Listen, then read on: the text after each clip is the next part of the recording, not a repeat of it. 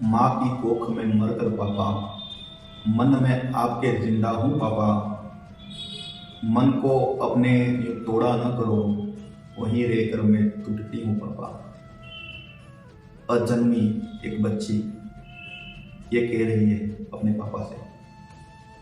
माँ ने तो उसको शायद नहीं संभाला, लेकिन पिता रो रहा था और एक रोते हुए बाप ने लिखा, अगर ऐसा आपके घर में होता है तो अजन्मा दोष आपकी कुंडली में उत्पन्न हो जाता है, अजात दोष कहा जाता है। अगर आपकी कुंडली में अजन्मा या अजात दोष है तो आपके घर में संतान उत्पन्न करने में बहुत सारी दिक्कतें आएंगी।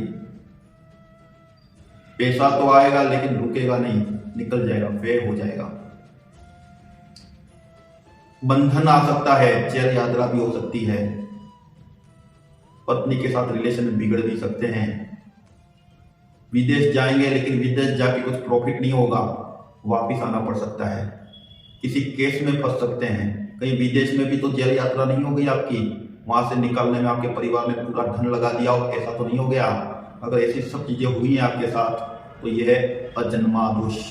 अगर आपकी कुंडली में भाग्य स्थान पर सूर्य, शुक्र और मंगल युति कर रहे हैं तो भी ये अजन्मा अजात दोष है।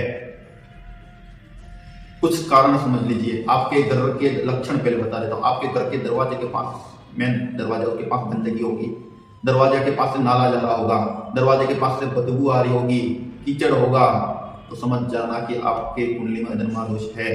दक्षिण साइड में आपके घर से कोई भट्टा हो, कोई अग्नि का स्रोत हो दक्षिण साइड में, तो समझ जाना कि अग्निमुख है, तो आपको अजन्मा दोष है।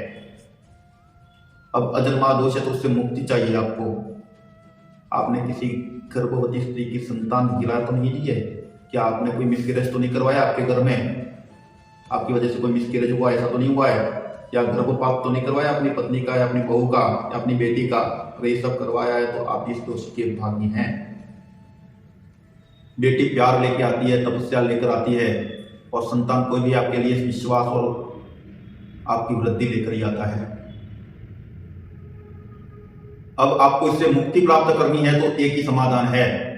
आपके जो कुल पुरोहित है उनसे तो पूजा अवश्य करवाएं, और पूजा में एक वस्तु का अवश्य ध्यान रखें। जितने भी संबंधी है सबसे एक एक नारियल लें और उन नारियलों को इकट्ठा करके पूजा में रख के उसके बाद उस नारियलों को जल में प्रवाहित कर दे। आपकी इस दोष से मुक्ति हो जाएगी। पूर्व जन्म के जो दोष है उससे मुक्ति हो जाएगी। आपके पूर्वज ने जो पाप किया है उससे मुक्ति हो जाएगी।